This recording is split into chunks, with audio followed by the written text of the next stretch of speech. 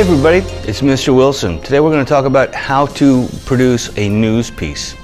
First of all, a news piece is completely different from a scripted production in that it's not scripted. Obviously, news pieces are based on real life and real life isn't scripted.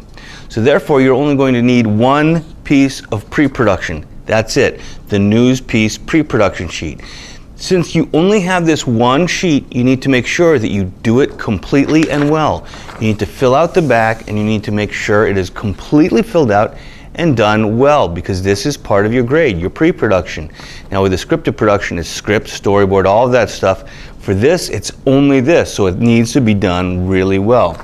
You also need to make sure you read the front before you fill out the back. I can tell when people haven't because there are questions on the back like, what is your angle? And my students say, what does that mean?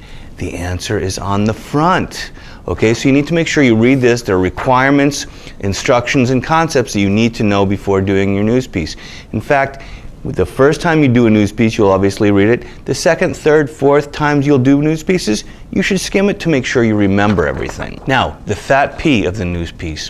What does fat P stand for again? We should know this. Form, audience, topic, purpose.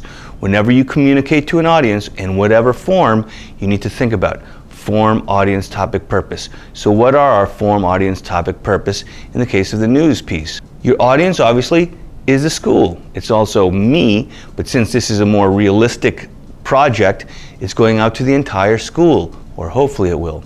You need to make sure that the purpose is to inform.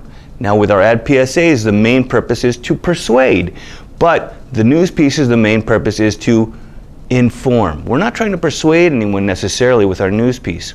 The secondary purpose, as with the scripted productions with our ad PSAs, is to entertain. So we also need to keep that in mind. Try to make the news pieces entertaining.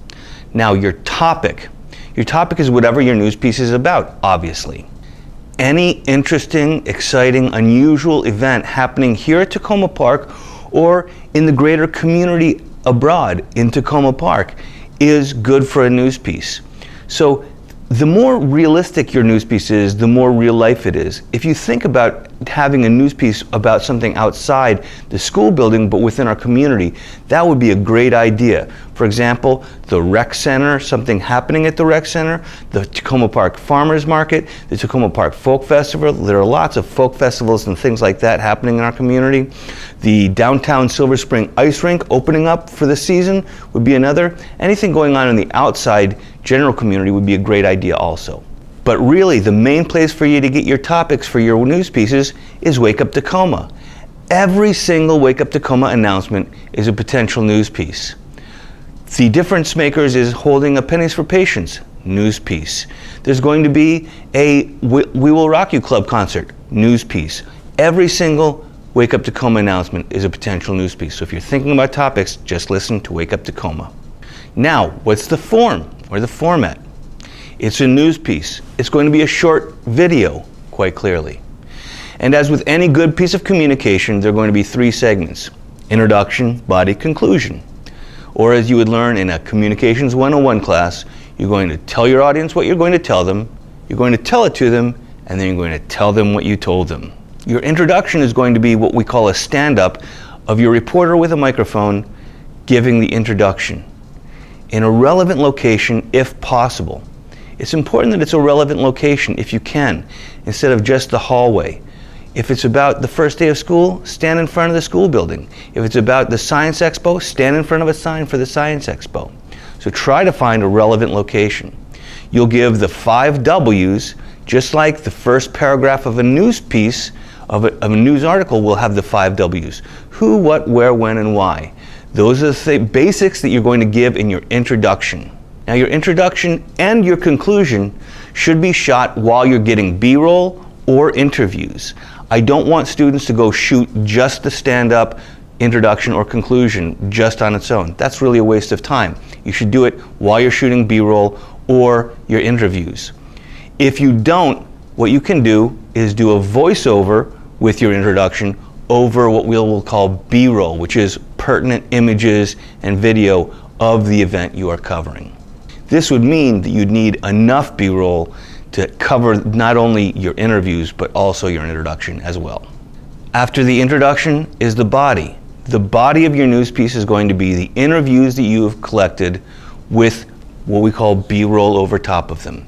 So we would see an interview of Miss Deanie talking about the back to school night, and we would see, after we see her first, we would see footage of back to school night. That's the body of your news piece. You need at least 2 interviews in your news piece, which means you should interview at least 4 people. Because what if one of your interviews is a dud, which can happen, especially when you're interviewing a student and they just give you yes, no questions. If you do that, you should be like, that was not a good interview, we need more. When you're shooting your interviews, you should be able to figure out, was that a good interview or not? Was there some good things that we can use from that interview or not? Sometimes students don't figure that out until they get back and look at their footage and editing and say, oh, we don't have a very good interview. You should be thinking about that, listening to your interview as you're shooting it.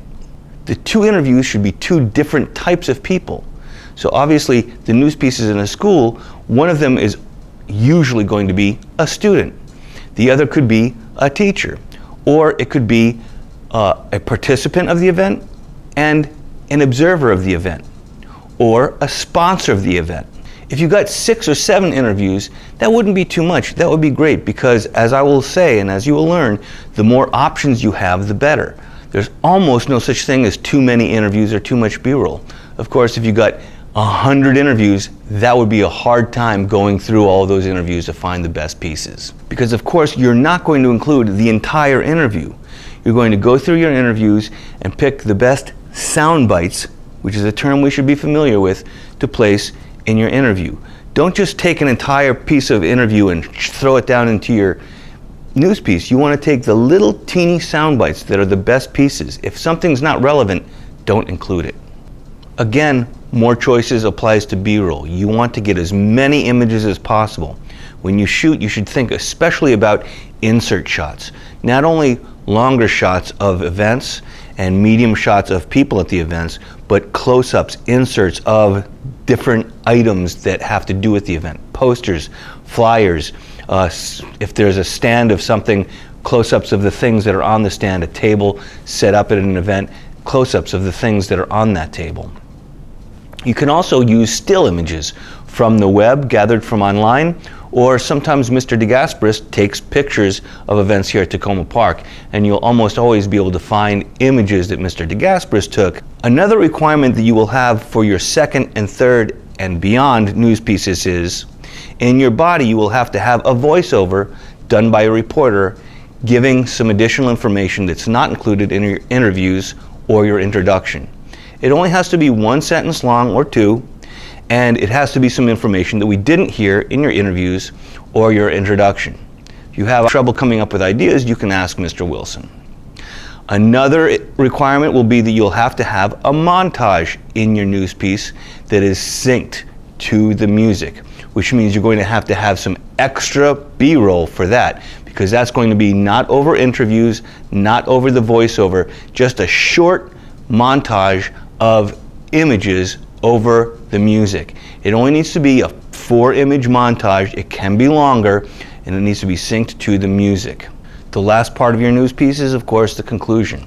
This is simply the reporter doing another stand-up, usually in the same location, usually shot at the same time as the introduction, doesn't have to be, saying something as simple as you can see, blank was a great success. This is reporter's name, first name only for Channel 18 News.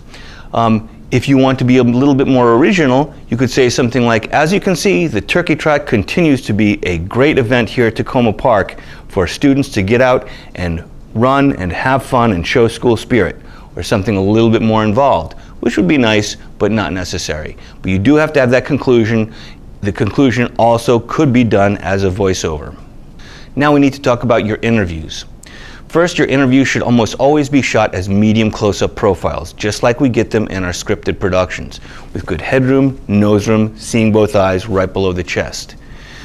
This can be broken in case we have something that we need to see in your interviews that is part of your shot. If someone's standing next to a science expo board, then we need to see that Science Expo board, or we'd like to see that Science Expo board, we could get a longer shot. If they're standing next to a display or a sign or something, we could get a longer shot. But the majority of your interviews will be a medium close-up profile. We do not need to see the reporter at all. In order to prepare the person you're interviewing for the interview, you should always, if you have time, tell them the questions that you're going to ask them before you ask them. That way they've heard the question, even if it's only maybe 30 seconds before you ask them on film. So sometimes when you ask someone a question for the first time and they have a microphone stuck in their mouth, they'll usually go, so you don't want that. You'd like them to have some sort of response already thought up. So tell them the questions. Here are the 4 questions we're going to ask you before you start to shoot. Another good thing to do is to tell them to try to speak in complete sentences and restate the question as part of your answer, because we want to, as much as possible, edit out the questions. We don't need to hear the reporter's questions unless the answer doesn't make sense with them. So if you ask Mr. Little, why do you like to run We Will Rock You Club? And he remembers and says, I like to run We Will Rock You Club because it's a great way for students to express creativity. You don't need the question. You will edit that out because he answered in complete sentences, restating the question as part of the answer. If they don't do that, that's okay. Don't stop and say, you didn't do it. That's okay. If they can remember to try to do that, that's great. If they don't, that's okay. Teachers will usually remember. Students often won't. That's okay. Don't stop the interview. And you don't need to do an interview more than once. 2 takes is only for scripted productions. An interview, 1 take, and that's it. The only time you'll do it again is if the interviewer, the person you're interviewing says, I'd really like to do that again. Then you can do it again. If you want to do it again, it's okay, but really you should have prepared so you don't have to shoot more than 1 take. If there's a problem with students joking around and you need more takes, just stop the interview. If they're not being serious, don't interview that student.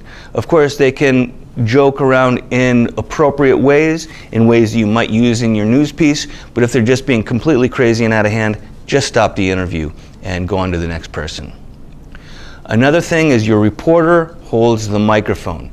Do not let the person you're interviewing grab the microphone and talk into it. This is your microphone. Even if it's Miss Deanie or a teacher and they go to grab the microphone, just politely inform them, no, I'm sorry, I'm the reporter, this is my microphone, I'm going to hold it. Also inform them that they should be looking at you and not the camera. Again, if they do look at the camera, that's okay. You can keep it, you can use it, but it's better if they're looking at the reporter and not at the camera. You will have 4 prepared questions for all of your interviews.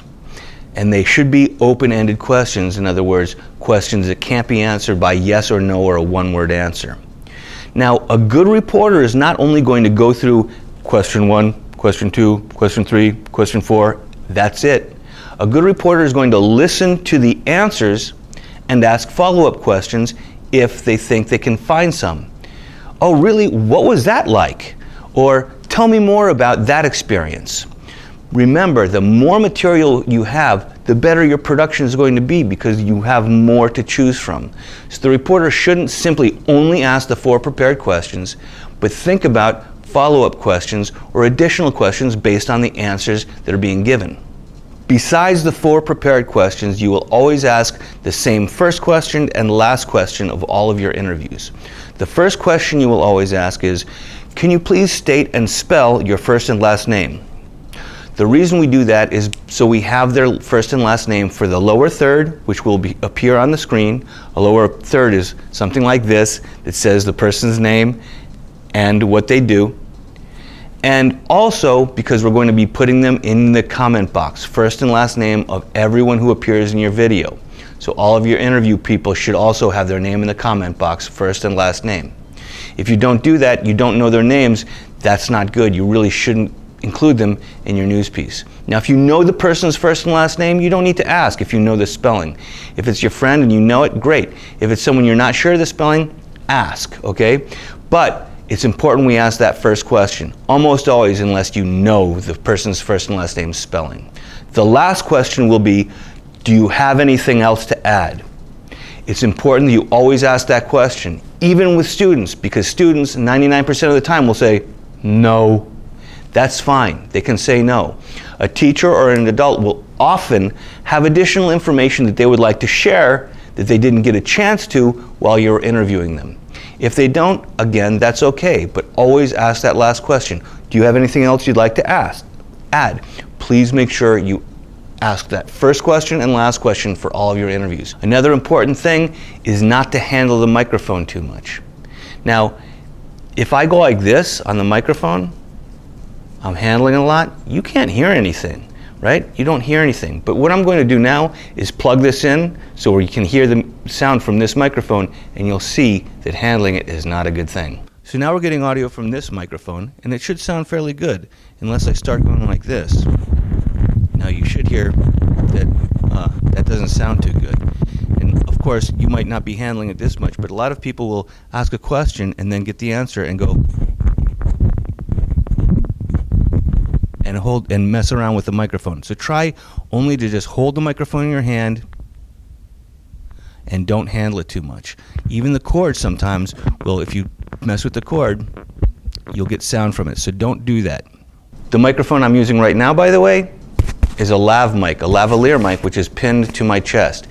We're not usually going to be using Lav Mics for productions in my classroom.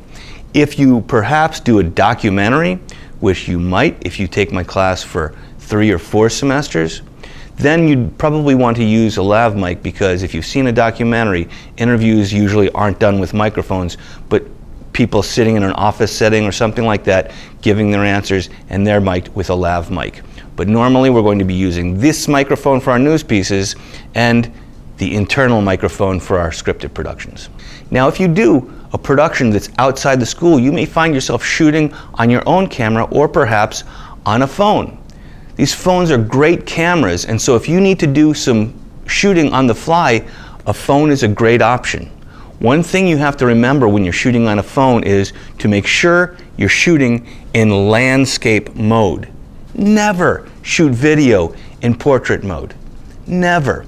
Now, sometimes you'll see video online that's shot in portrait mode. That's because those people are amateurs. They don't know what they're doing. That's okay. Oftentimes you'll see when things are captured online and put online, people shoot this way. They don't know what they're doing. That's okay. You know better, or at least now you do. Always shoot video in landscape. Always. Even when you're taking pictures and not video, really most of them should be in landscape mode instead of portrait mode. And one reason you can think about that is if you get a camera, an actual camera, it's like this, and people take pictures like this. Sometimes they'll go like this to take a picture, and that's okay to take a portrait picture, but usually they take pictures like this. So that's something to keep in mind. Usually you'll want to take pictures like this, especially if you're taking pictures for use in video. You don't want pictures that are in portrait mode for import into a video. Then you'll have huge black bars on the side. Looks ugly. Now, if you're shooting interviews on a phone, you're not going to have a dedicated microphone, which means audio is something you need to really think about. If you're shooting interviews on a phone or on a camera that doesn't have a dedicated microphone, you need to think about a few things. One, get that person in a place that does not have a lot of ambient sound. Oftentimes my students will film on their own camera or phone at something like a convention, and they'll film that interview right in the convention hall. You can't hear what they're saying. If you can't hear what your interview is saying, it's wasted. You can't use it. So one, get them into a place that doesn't have a lot of ambient noise. Two, get close. Make sure you're at least a medium close-up, or in this case, that might be an instance to get a little closer, because the microphone is on your phone. The closer that microphone is, the better. Of course, you don't want to go to an extreme close-up, but a close-up with just a little shoulders might be good. And then three, tell them to speak loudly and clearly, because you're not using a dedicated microphone. And then you should have good audio to use for your interviews. And if you're shooting on your own with a phone or a camera, you'll still do all the things we'll do here in school. Namely, ask them to state and spell their first and last name, ask them the 4 prepared open-ended questions, thinking of follow-up questions if you can, ask them if they have anything else to add, tell them the questions beforehand so they have some time to think about it, and ask them to, if they can, try to answer, restating the question as part of their answer and in complete sentences. A few last notes. A title and a reinforcing message are not needed in news pieces. You can have a title if you'd like. You could even have a reinforcing message, but they're not necessary. I want these news pieces to look as much like a news package that you see on the nightly news as possible. They don't have titles or reinforcing message. They also don't have transitions, so don't include transitions. No fades or wipes or dissolves. And lastly, try to make it entertaining. Don't cross the line, make fun of people, or make fun of the topic you're covering, but try to make it entertaining in creative and interesting ways. Because your primary purpose, of course, is to inform. Your secondary purpose is to entertain, so when people watch it on Wake Up Tacoma, they go, oh, that's good. That was good. That was a good news piece. I really enjoyed it. So those are the things we need to think about when making a news piece. Good luck.